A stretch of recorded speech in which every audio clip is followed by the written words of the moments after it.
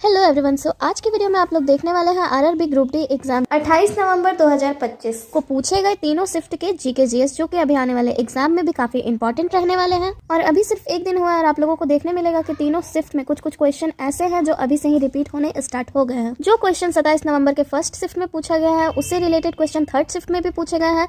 जो second shift में पूछा गया है उससे रिलेटेड भी थर्ड शिफ्ट में पूछे गए हैं। तो अभी और भी बहुत सारे क्वेश्चन देखने को मिलेंगे जो रिपीट होने वाले हैं। सो ग्रुप डी एग्जाम तो स्टार्ट हो चुका है। अब जितने भी शिफ्ट पार होते जाते हैं आप लोग उनके सारे क्वेश्चन को एनालाइज करते जाइए। सो यहाँ पे फर्स्ट क्वेश्चन पूछा गया है 2025 में किस क्रिकेटर को पद्मश्री अवार्ड से सम्मानित किया गया है। तो देखिए 2025 में पद्मश्री अवार्ड से रविचंद्रन अश्विनी क्रिकेटर को सम्मानित किया गया है। अगर क्वेश्चन ये पूछा जाए कि 2025 में कुल कितने लोगों को पद्मश्री अवार्ड से सम्मानित किया गया है तो 2025 में कुल 113 लोगों को पद्मश्री अवार्ड से सम्मानित किया गया है। नेक्स्ट क्वेश्चन पूछा गया है 51वां G7 शिखर सम्मेलन कहाँ आयोजित किया गया। तो देखिए 51वां G7 शिखर सम्मेलन कनाडा शहर के कनानासिस्कस अल्बर्टा में आयोजित किया गया है और ये 15 से 17 जून 2025 तक आयोजित किया गया था। नेक्स्ट क्वेश्चन पूछा गया है 2025 में किस पैरा शूटिंग कोच को द्रोणाचार्य पुरस्कार दिया गया है। तो देखिए 2025 में सुभाष राणा जो कि पैरा शूटिंग के कोच हैं इन्हें द्रोणाचार्य पुरस्कार से पुरस्कृत किया गया था। नेक्स्ट क्वेश्चन पूछा गया न्यूटन के गति के प्रथम नियम को किस नाम से जाना जाता है। तो देखिए इससे रिलेटेड क्वेश्चन पहले भी पूछा गया था और उसमें पूछा गया था न्यूटन के गति का तीसरे नियम का उदाहरण।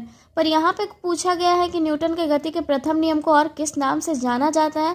तो देखिए प्रथम नियम कहता है कि एक वस्तु अपना उसी स्थिर अवस्था में तब तक रहेगा जब तक उस पर कोई बाह्य बल ना लगाया जाए। इसके साथ ही न्यूटन के गति के प्रथम नियम को जड़त्व का नियम भी कहते हैं। अगर क्वेश्चन पूछा जाए कि न्यूटन के गति के दूसरे नियम को किस नाम से जाना जाता है तो न्यूटन के गति के दूसरे नियम को संवेग का नियम कहते हैं और इसका फॉर्मूला है F=ma। इसे आप लोग फादर = माँ करके भी याद कर सकते हैं। न्यूटन के गति का तीसरा नियम पूछे तो न्यूटन का गति का तीसरा नियम कहता है प्रत्येक क्रिया के विपरीत प्रतिक्रिया होना। तो देखिए इसका उदाहरण हो जाएगा बंदूक से चली हुई गोली। जो बंदूक का गोली होता है वो क्रिया करता है और बंदूक चलाने पे जो झटका लगता है उसको प्रतिक्रिया कहते हैं।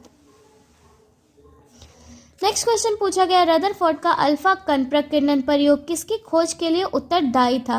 तो देखिए रदरफोर्ड का अल्फा कण प्रकीर्णन प्रयोग एटॉमिक न्यूक्लियस यानी कि परमाणु नाभिक के खोज के लिए उत्तरदायी था।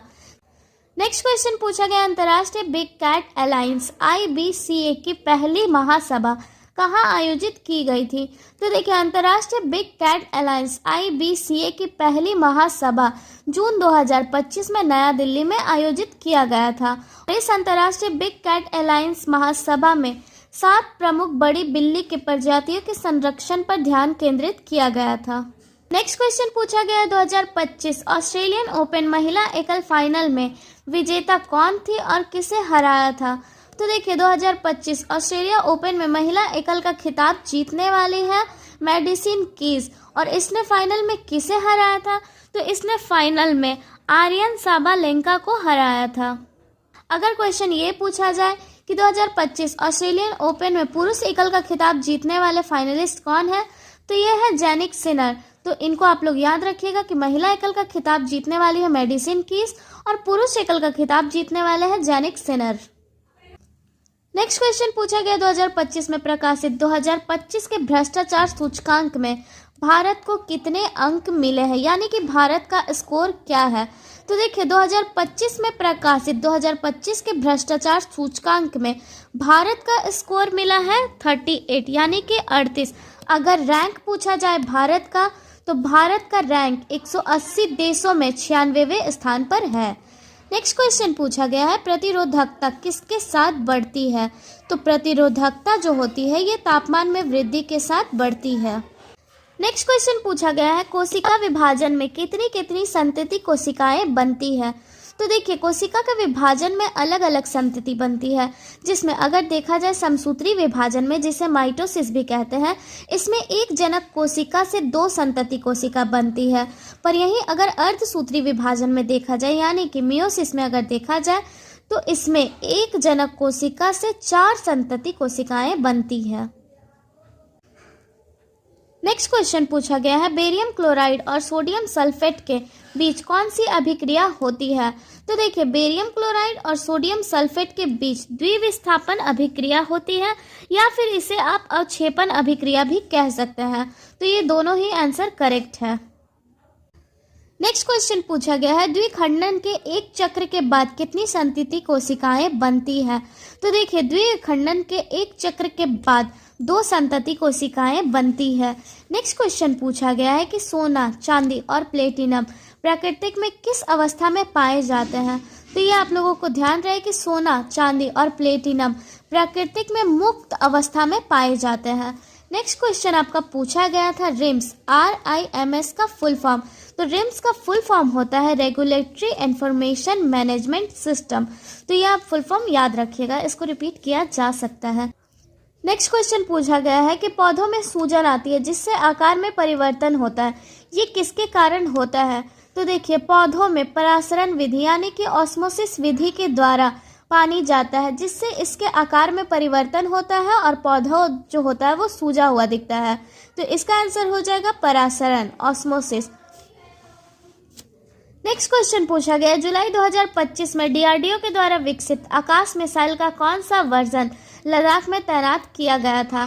तो देखिए, जुलाई 2025 में DRDO के द्वारा विकसित आकाश मिसाइल आकाश प्राइम वर्जन को लद्दाख में तैनात किया गया है और इसका ऊंचाई लगभग 15,000 फीट ऊंचा है। नेक्स्ट क्वेश्चन है, जब श्वेत प्रकाश प्रिज्म से होकर गुजरता है तो बैंगनी प्रकाश के विचलन की मात्रा किस पर निर्भर करती है? तो देखिए, जब श्वेत प्रकाश प्रिज्म से होकर गुजरता है तो बैंगनी प्रकाश के विचलन की जो मात्रा होता है ये तरंगदैर्घ्य यानी कि ये वेवलेंथ पर निर्भर करता है। नेक्स्ट क्वेश्चन पूछा गया है, आयाम निम्नलिखित में से किसके समानुपाती होता है? तो देखिए, आयाम मुख्य रूप से ध्वनि की प्रबलता या फिर ये कहिए कि ध्वनि की तीव्रता, प्रबलता कहिए या फिर तीव्रता कहिए, ये दोनों ही इसके समानुपाती होता है। नेक्स्ट क्वेश्चन पूछा गया है, पीयूष ग्रंथि से कौन कौन से हार्मोन निकलते हैं? तो देखिए, पीयूष ग्रंथि से कोई एक हार्मोन नहीं निकलता है, इसमें से 3-4 तरह के हार्मोन निकलते हैं। पहला तो है आपका वृद्धि हार्मोन, दूसरा है प्रोलैक्टिन और तीसरा है आपका ऑक्सीटोसिन। ये तीनों ही आपका पीयूष ग्रंथि से निकलने वाले हार्मोन है। नेक्स्ट क्वेश्चन पूछा गया, यदि निषेचन से पहले वर्तिकाग्र जो कि वर्तिका के शीर्ष पर होता है को हटा दिया जाए तो क्या होगा? तो देखिए, यदि निषेचन से पहले वर्तिकाग्र जो कि वर्तिका के शीर्ष पर होता है उसको अगर हटा दिया जाए तो परागन अंकुरित नहीं होगा और निषेचन नहीं होगा। नेक्स्ट क्वेश्चन पूछा गया, जब प्रतिरोध बढ़ता है तो निम्नलिखित में से क्या होता है? तो ये क्वेश्चन पहले भी बता चुके हैं, जब प्रतिरोध बढ़ता है तो तापमान में भी वृद्धि होता है। नेक्स्ट क्वेश्चन पूछा गया, कमजोर क्षार और प्रबल अम्ल से बने विलयन का पीएच मान क्या होता है? तो देखिए, कमजोर क्षार और प्रबल अम्ल से बने विलयन का जो पीएच मान होता है ये 7 से कम होता है। और ये सारे क्वेश्चन है फर्स्ट शिफ्ट में यहाँ पे फर्स्ट क्वेश्चन पूछा गया, 2025 की वर्ल्ड हैप्पीनेस रिपोर्ट में पहले स्थान पर कौन सा देश है? तो देखिए, 2025 की वर्ल्ड हैप्पीनेस रिपोर्ट में सबसे पहले स्थान पर है फिनलैंड और ये लगातार 8 सालों से वर्ल्ड हैप्पीनेस रिपोर्ट में सबसे पहले स्थान पर आने वाला देश है। अगर आपसे पूछा जाए कि 2025 के वर्ल्ड हैप्पीनेस रिपोर्ट में दूसरे स्थान पर आने वाला कौन सा देश है, तो दूसरे स्थान पर आने वाला देश है डेनमार्क और तीसरे स्थान पर आने वाला देश है आइसलैंड। तो इन तीनों को आप लोग याद रखिएगा कि वर्ल्ड हैप्पीनेस रिपोर्ट में सबसे पहले स्थान पर आने वाला है फिनलैंड, दूसरे स्थान पर आने वाला है डेनमार्क और तीसरे स्थान पर आने वाला है आइसलैंड। अगर आपसे क्वेश्चन ये पूछा जाए कि 2025 के वर्ल्ड हैप्पीनेस रिपोर्ट में भारत देश कौन से स्थान पर है, तो भारत का स्थान है इसमें 118वां। तो इन सारे चीज़ों को आप लोग ध्यान में रखिएगा। नेक्स्ट क्वेश्चन पूछा गया है कि 14 मई 2025 को भारत के 52वें मुख्य न्यायाधीश के रूप में किसने पदभार ग्रहण किया था? तो देखिए, 14 मई 2025 को भारत के 52वें मुख्य न्यायाधीश के रूप में पदभार ग्रहण करने वाले हैं जस्टिस भूषण राम कृष्ण गवई। लेकिन आपसे क्वेश्चन ये भी पूछा जा सकता है कि ये तो 52वें नंबर के हैं, 51वें नंबर के कौन है, या फिर भूषण राम कृष्ण गवई के पहले मुख्य न्यायाधीश के रूप में कौन कार्य कर रहे थे? तो ये है आपके संजीव खन्ना, जो कि भूषण रामकृष्ण गवई के पहले थे, और ये है 51वें नंबर के मुख्य न्यायाधीश। भूषण रामकृष्ण है 52वें नंबर के मुख्य न्यायाधीश। और अभी अगर वर्तमान में पूछा जाए तो वर्तमान में 24 नवंबर 2025 को मुख्य न्यायाधीश के रूप में शपथ ग्रहण करने वाले हैं सूर्यकांत, और ये है 53वें नंबर के मुख्य न्यायाधीश। तो इन तीनों के नाम भी आप लोग याद रखिएगा। नेक्स्ट क्वेश्चन पूछा गया 21 अप्रैल 2025 को मैड्रिड में हुए 25वें लॉरियंस वर्ल्ड स्पोर्ट्स अवार्ड्स में वर्ष की टीम का पुरस्कार किस टीम को मिला था। तो देखिए 21 अप्रैल 2025 को मैड्रिड में हुए 25वें लॉरियंस वर्ल्ड स्पोर्ट्स अवार्ड्स में वर्ष की टीम का पुरस्कार रियल मैड्रिड टीम को दिया गया है। अगर आपसे क्वेश्चन ये पूछा जाए कि 25वें Laureus world sports man of the year का पुरस्कार किसे दिया गया है, तो ये मुंडो डुप्लांटिस को दिया गया है, जो कि स्वीडन के रहने वाले हैं। अगर क्वेश्चन ये पूछा जाए कि 25वें Laureus world sports women of the year का पुरस्कार किसे दिया गया है, तो ये दिया गया है सिमोन बाइल्स को, जो कि यूएसए की रहने वाली है। इस क्वेश्चन को आप लोग ध्यान में रखिएगा, क्योंकि ये पहले भी क्वेश्चन रिपीट किया गया है। नेक्स्ट क्वेश्चन पूछा गया 2025 में ऑपरेशन सिंदूर के बाद भारत और पाकिस्तान के बीच किस सीमा पर आवाजाही बंद कर दी गई थी। तो देखिए 2025 में ऑपरेशन सिंदूर के बाद भारत और पाकिस्तान के बीच बाघा अटारी सीमा पर आवाजाही बंद कर दी गई थी। नेक्स्ट क्वेश्चन पूछा गया 2025 में विश्व हिंदी दिवस कब मनाया गया था। तो देखिए 2025 में विश्व हिंदी दिवस 10 जनवरी 2025 को मनाया गया था। अगर आपसे ये पूछा जाए कि 2025 में विश्व हिंदी दिवस का थीम क्या था, तो 2025 में विश्व हिंदी दिवस का थीम था a global voice of unity and culture pride. Next question पूछा गया भारतीय रिजर्व बैंक ने 2025 के अंत तक बैंकों को किस डोमेन से जुड़ने का निर्देश दिया है।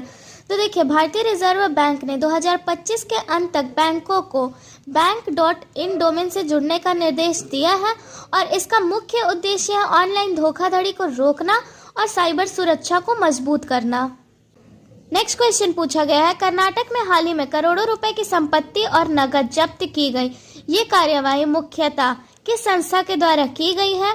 तो ये कर्नाटक में आपका जो करोड़ों रुपए का संपत्ति और नकद को जब्त किया गया है, ये कर्नाटक के लोकायुक्त के द्वारा किया गया है, और इसमें कुल 35.31 करोड़ की संपत्ति को जब्त किया गया। नेक्स्ट क्वेश्चन पूछा गया है यदि 15 ओम और 5 ओम के दो प्रतिरोधों को श्रेणी क्रम में जोड़ा जाए और उनके सिरों के बीच विभवांतर 12 वोल्ट हो, तो परिपथ में प्रवाहित धारा कितनी होगी। तो देखिए ये दिया हुआ है श्रेणी क्रम में, तो जब भी श्रेणी क्रम में रहेगा तो इसमें R1 और R2 को जोड़ देंगे। R1 R2 को जोड़ने पे यहाँ पे निकल गया है 20 ओम। अब ओम का नियम क्या कहता है, तो ओम का नियम का फॉर्मूला है V = IR, जिसमें आपका V दिया हुआ है और R दिया हुआ है। यहाँ पे I यानी कि एम्पियर निकालना है, तो I = V/R करके V यहाँ पे क्या दिया हुआ है आपका 12 वोल्ट दिया हुआ है, R निकला है यहाँ पे 20 ओम, और इसको ऐसे डिवाइड करने पे यहाँ पे 0.6 यहाँ पे I यानी कि एम्पियर निकल गया, और यही आपका आंसर होगा। नेक्स्ट क्वेश्चन पूछा गया है कि परमाणु में इलेक्ट्रॉन कहाँ होते हैं। तो देखिए परमाणु की संरचना के अनुसार नाभिक में प्रोटॉन और न्यूट्रॉन होता है, लेकिन क्वेश्चन में पूछा गया है कि परमाणु में इलेक्ट्रॉन कहाँ होते हैं। तो जैसे कि परमाणु का संरचना के अनुसार इसके नाभिक में प्रोटॉन और न्यूट्रॉन तो होता है, लेकिन ये जो इलेक्ट्रॉन है ये नाभिक के बाहर चारों ओर घूमता हुआ होता है।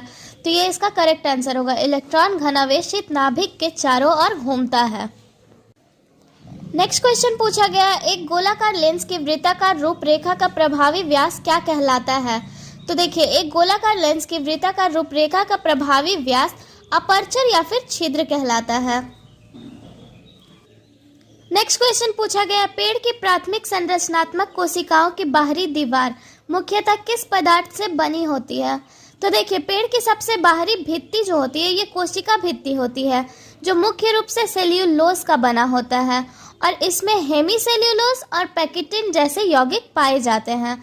तो पेड़ के जो प्राथमिक संरचनात्मक कोशिकाओं की बाहरी दीवार होती है ये मुख्यतः सेल्यूलोज का बना होता है।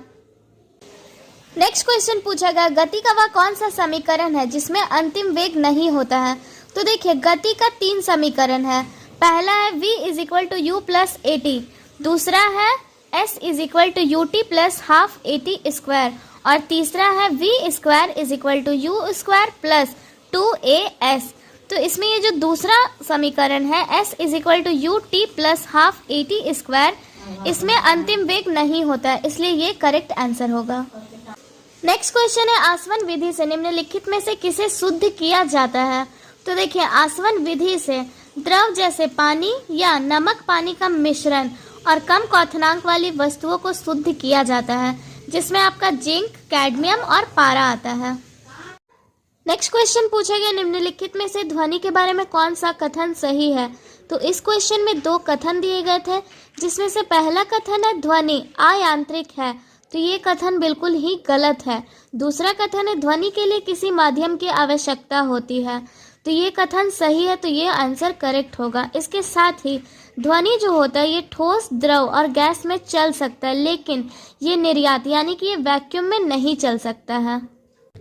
नेक्स्ट क्वेश्चन पूछा गया जब एथेन को ब्रोमीन के साथ पराबैंगनी प्रकाश या उष्मा में मिलाया जाता है तो क्या बनता है। तो देखिए जब एथेन को ब्रोमीन के साथ पराबैंगनी प्रकाश या उष्मा में मिलाया जाता है तो ethyl bromide plus hydrogen bromide बनता है। नेक्स्ट क्वेश्चन पूछा गया ग्लोबल स्टार्टअप इकोसिस्टम रिपोर्ट 2025 के अनुसार भारत में सबसे अधिक स्टार्टअप वाला शहर कौन सा है। तो ग्लोबल स्टार्टअप इकोसिस्टम रिपोर्ट 2025 के अनुसार भारत में सबसे अधिक स्टार्टअप वाला शहर है बेंगलोर, और ये वैश्विक स्टार्टअप शहरों में 10वें स्थान पर है। नेक्स्ट क्वेश्चन पूछा गया निम्नलिखित में से कौन सा यौन रोग विषाणु से होता है, जिसमें ऑप्शन में दिया हुआ था HIV, human immuno deficiency virus. ये शरीर की प्रतिरक्षा प्रणाली को यानी कि इम्यून सिस्टम को कमजोर कर देता है और आगे चलकर ये एड्स का कारण बनता है। नेक्स्ट क्वेश्चन पूछा गया पाचन तंत्र में भोजन करने के बाद कठोर भोजन का क्या होता है। तो पाचन तंत्र में भोजन करने के बाद कठोर भोजन का डाइजेशन यानी कि पाचन होता है। ये काफी नॉर्मल सा क्वेश्चन था। नेक्स्ट क्वेश्चन है यदि प्रजनन स्वास्थ्य यानी कि अच्छा हो तो गर्भाशय में क्या परिणाम होगा। तो देखिए यदि प्रजनन यानी कि स्वास्थ्य अगर अच्छा होगा तो जाहिर सी बात है जो भी बालक या बालिका पैदा होगा वो स्वस्थ पैदा होगा। नेक्स्ट क्वेश्चन पूछा गया है भारत सरकार ने 100 तटीय क्षेत्रों के लिए मुख्य रूप से कौन सी पहल शुरू की है। तो भारत सरकार ने 100 तटीय क्षेत्रों के लिए मुख्य रूप से जलवायु अनुकूल तटीय मछुआरा गांव योजना की पहल शुरू की है, और ये योजना प्रधानमंत्री मत्स्य संपदा योजना का हिस्सा है।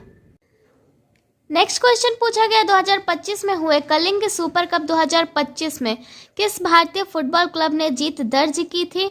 तो ये जो 2025 का कलिंग सुपर कप है ये 3 मई 2025 को इसका आयोजन किया गया था, और इसका आयोजन कलिंग स्टेडियम भुवनेश्वर उड़ीसा में किया गया था, जिसमें 2 टीम FC गोवा और जमशेदपुर FC के मध्य हुआ था, और इसमें गोवा FC ने जमशेदपुर FC को 3-0 से हरा दिया। अगर आपसे इसमें विजेता पूछा जाए तो इसमें विजेता वाली टीम है गोवा FC, और अगर उप विजेता पूछा जाए तो उप विजेता वाली टीम है जमशेदपुर FC। नेक्स्ट क्वेश्चन पूछा गया पौधे के सभी भाग समान मात्रा में वृद्धि क्यों नहीं करते हैं। तो पौधे के सभी भाग समान मात्रा में वृद्धि इसलिए नहीं करते हैं क्योंकि पौधों में वृद्धि का मुख्य कारण ऑक्सीन हार्मोन होता है, और जब किसी भी पौधे में सामान्य रूप से प्रकाश पड़ रहा है तो उनका जो छायांकित भाग होता है उसमें ऑक्सीन एक जगह एकत्रित हो जाता है। इससे छाया वाले भाग में कोशिकाओं की लंबाई में अधिक वृद्धि होती है और पौधा उसी दिशा में मुड़कर बढ़ने लगता है, और इस घटना को प्रकाश अनुवर्तन यानी कि फोटोट्रोपिज्म कहते हैं। तो इसका करेक्ट आंसर ये होगा कि पौधे के सभी भागों तक समान मात्रा में प्रकाश का नहीं पहुंचना, इसीलिए पौधों के सभी भाग में समान मात्रा में वृद्धि नहीं होती है। नेक्स्ट क्वेश्चन पूछा गया है आर्किमिडीज के सिद्धांत के अनुसार उत्प्लवन बल के बारे में कौन सा कथन सही है।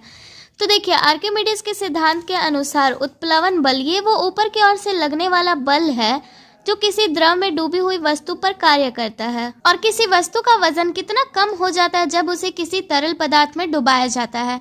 ये खोआ हुआ भार वास्तव में विस्थापित द्रव के भार के बराबर होता है, और इसके साथ ही आर्किमिडीज के सिद्धांत का उपयोग सबमरीन यानी कि पनडुब्बी को डिजाइन करने के लिए किया जाता है।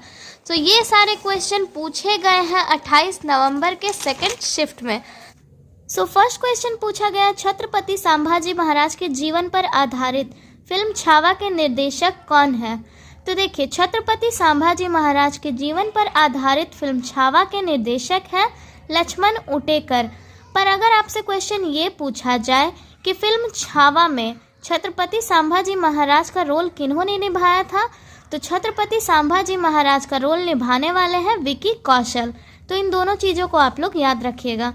नेक्स्ट क्वेश्चन पूछा गया है, कोशिका की आत्मधाती थैली किसे कहते हैं? तो देखिए, कोशिका की आत्मधाती थैली लाइसोसोम को कहते हैं। नेक्स्ट क्वेश्चन पूछा गया है, 2025 में दोहा डायमंड लीग में 90.23 मीटर भाला किसने फेंका? तो देखिए, 2025 में दोहा डायमंड लीग में 90.23 मीटर भाला फेंकने वाले हैं नीरज चोपड़ा, और नीरज चोपड़ा को ही गोल्डन बॉय के नाम से जाना जाता है।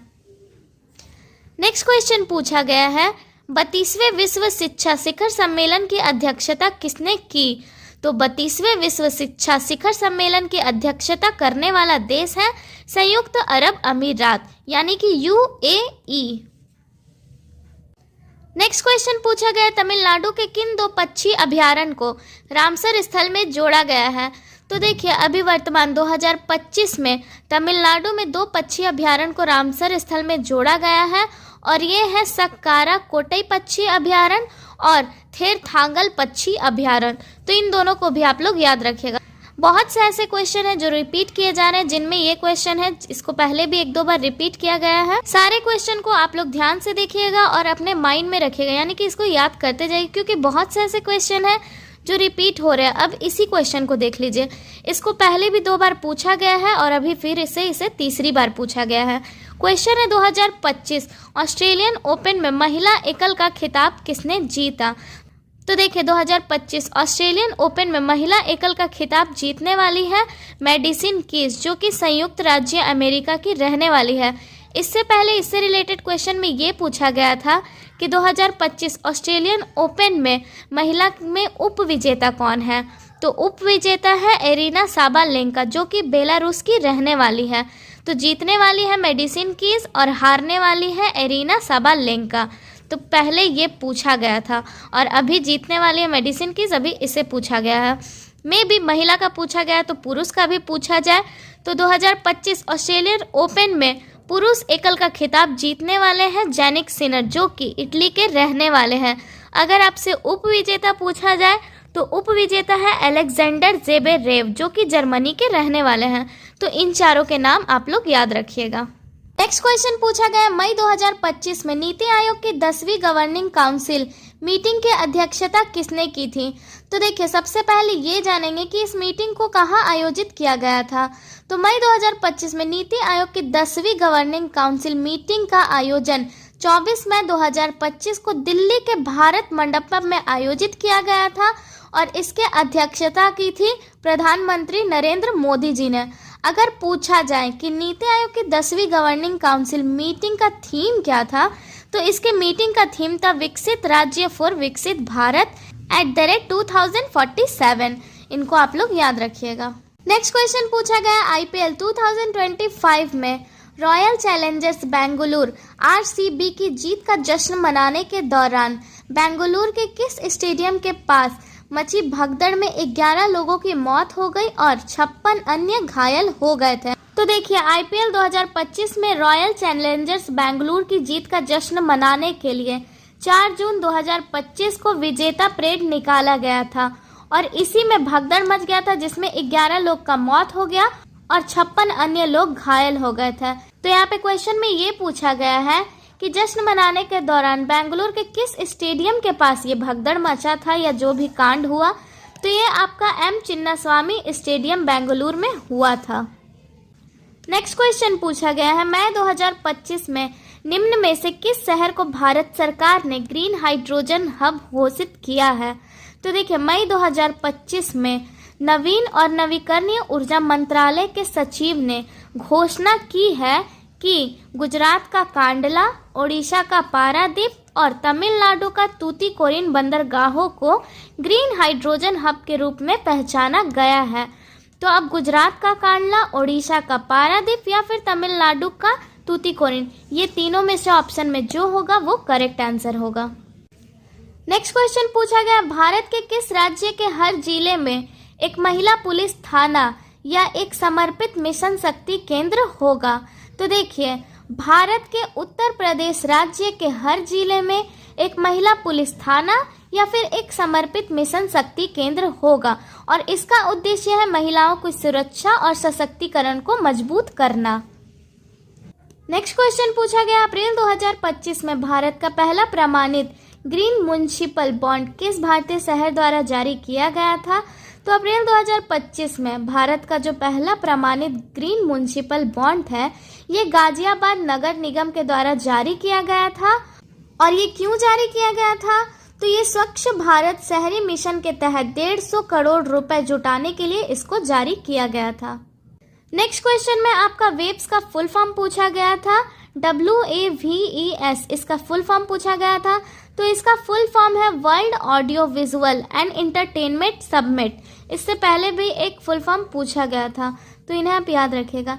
नेक्स्ट क्वेश्चन पूछा गया है, 2025 में उसैन बोल्ट के बाद किस खिलाड़ी को Laureus world sportsman of the year का पुरस्कार मिला है? ये क्वेश्चन भी रिपीटेड है, पहले भी 2-3 बार रिपीट हो चुका है और इसे फिर से पूछा गया है। इससे पहले ये पूछा गया था कि लॉरियंस वर्ल्ड स्पोर्ट्स में कौन सा क्लब जीता है?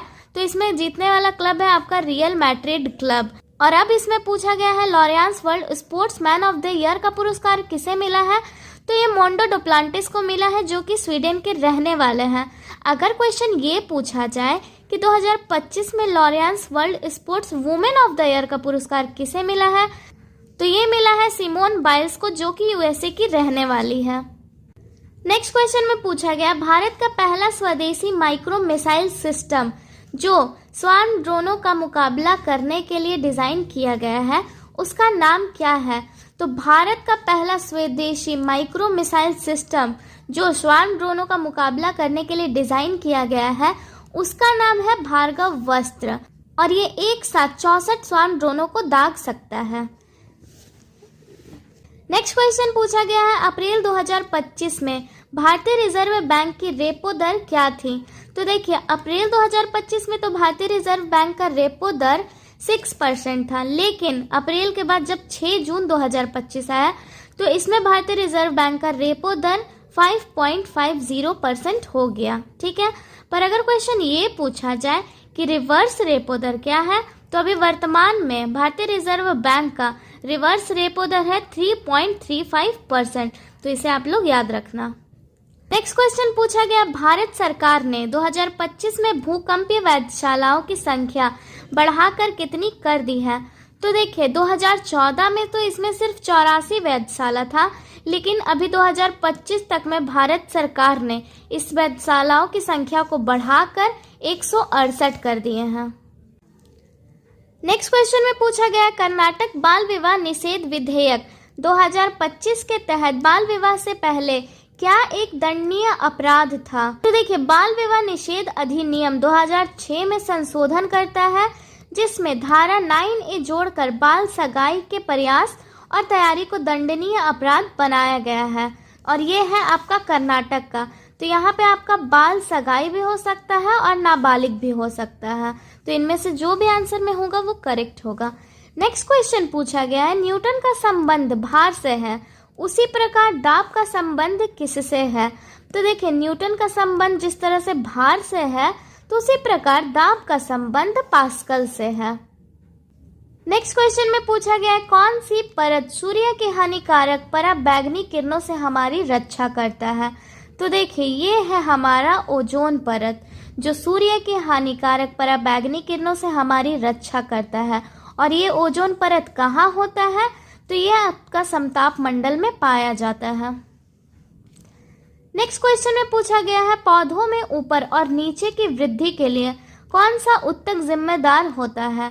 तो देखिए पौधों में ऊपर और नीचे की वृद्धि के लिए शीर्ष विभाज्य उत्तक जिम्मेदार होता है।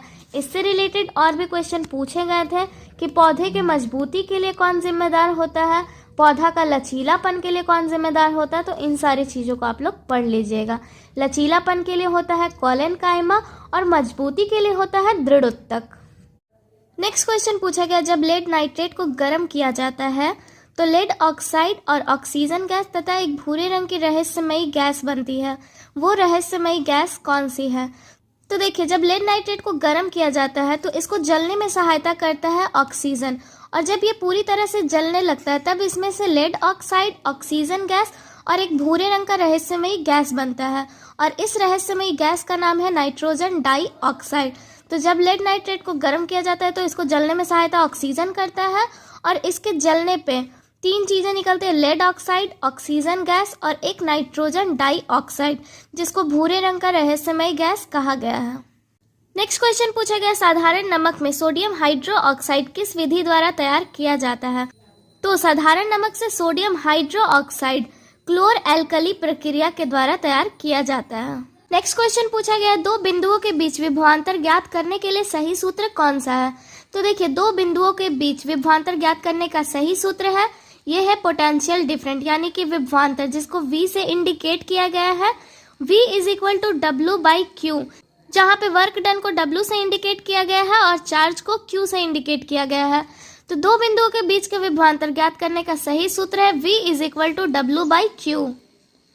नेक्स्ट क्वेश्चन पूछा गया है, 2 बिंदुओं के बीच की न्यूनतम दूरी को क्या कहते हैं? तो देखिए, 2 बिंदुओं के बीच की न्यूनतम दूरी को डिस्प्लेसमेंट यानी कि विस्थापन कहते हैं। नेक्स्ट क्वेश्चन पूछा गया है, कोलाइड विलयनों को किस प्रक्रिया द्वारा अलग किया जाता है? तो कोलाइड विलय को अपकेंद्रीयकरण यानी कि सेंट्रीफ्यूगेशन विधि के द्वारा या प्रक्रिया के द्वारा अलग किया जाता है। नेक्स्ट क्वेश्चन पूछा गया, स्टेथोस्कोप में रोगी के हृदय की ध्वनि डॉक्टर के कानों तक किस प्रक्रिया के द्वारा पहुंचती है? तो देखिए, स्टेथोस्कोप में रोगी के हृदय की ध्वनि डॉक्टर के कानों तक रिफ्लेक्शन ऑफ साउंड यानी कि परावर्तन प्रक्रिया के द्वारा पहुंचती है। नेक्स्ट क्वेश्चन पूछा गया, लोहे को जंग लगने से बचाने के लिए क्या किया जाता है? तो देखिए, लोहे को जंग लगने से बचाने के लिए गैल्वेनाइजेशन या पेंट करना या फिर ग्रीस लगाना। तो वहाँ पे ऑप्शन दिया हुआ था पेंट करना, तो यह आपका करेक्ट आंसर होगा। नेक्स्ट क्वेश्चन पूछा गया, निम्नलिखित में से कौन सी गर्भ निरोधक विधि नहीं है? जहाँ पे आपका 4 ऑप्शन दिया हुआ था, जिसमें 3 ऑप्शन है आपके कॉन्डम का यूज करना, कॉपर टी और एक है गर्भ निरोधक गोलियां लेना। तो ये तीनों ऑप्शन ही गर्भ निरोधक विधि में आते हैं, और एक जो आपका चौथा दिया हुआ था वो इन तीनों से अलग था, जो कि गर्भ निरोधक विधि में नहीं आता है, तो वो करेक्ट आंसर होगा। बाकी ये 3 गर्भ निरोधक विधि है, और ये सारे क्वेश्चन पूछे गए थे 3rd शिफ्ट में। सारे क्वेश्चन को आप लोग अच्छे से याद रखिएगा, इनसे रिलेटेड भी चीज़ें पढ़ते जाइएगा, क्योंकि इन्हीं सब में से क्वेश्चन घुमा घुमा के फिर से रिपीट किया जाएगा।